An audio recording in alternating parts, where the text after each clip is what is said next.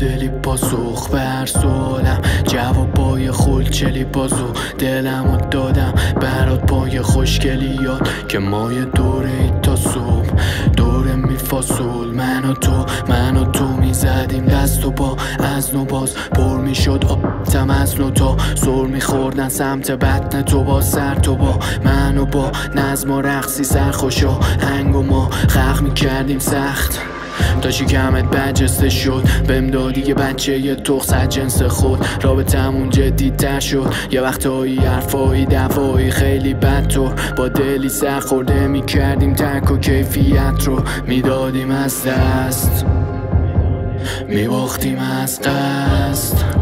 میفهمیدی پریدم با یکی دیگه بیرحمی نیست طبیعتم، ولی اون شبیه تسن نیست و میدونه حقیقتم. بهش میگم خیلی رک با من مری خود دیدی مشتری شدی، اگه میخوای بمونی راهش نیست عمرن اینطوری. آره دختر بی خودی داری تندتر میدوی، میشه فوش ندیم کلی چرا دشمنی کنیم، چون من بدم یکم ردم ازم اگه حرف نزدم ازم نترس ولی با من قدم نزن، چون شاید عوض نشم بشه زیر تلفم سبز من در عوض.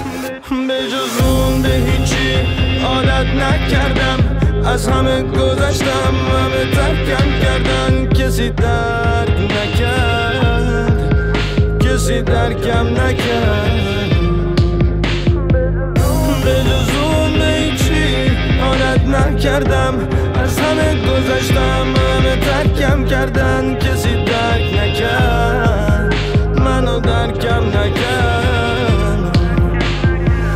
سردی من از کوک سرخی تو از عصبانیت، سرگیجه همش قرص طبیعیم و عادی میگم قبل پریدن این دمای آخر دود.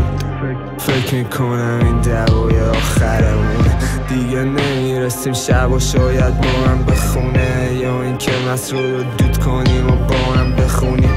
2 روز دیگم تو رو دیدم اگه با بچه پیشم خراب میشی میگم حتی لیاقتتونه، حتی میادش واقعا به چشماتم قیافم یه جور دیگه ای به نظرم ندیم یه لحظرم. تو اگه با همه دوستا قهر با همه بودی واسه پری از رو آتیش عشق چاشم بسوری، بد جوری جوش آوردی نسوزی توش حسودی توش میاد و منو هووتی موزیک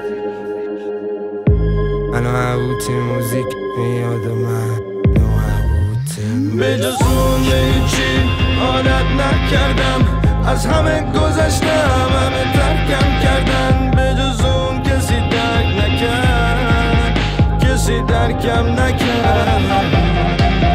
به جز اون به هیچی عادت نکردم، از همه گذشتم همه ترکم کردن، کسی درک نکرد کسی درکم نکرد.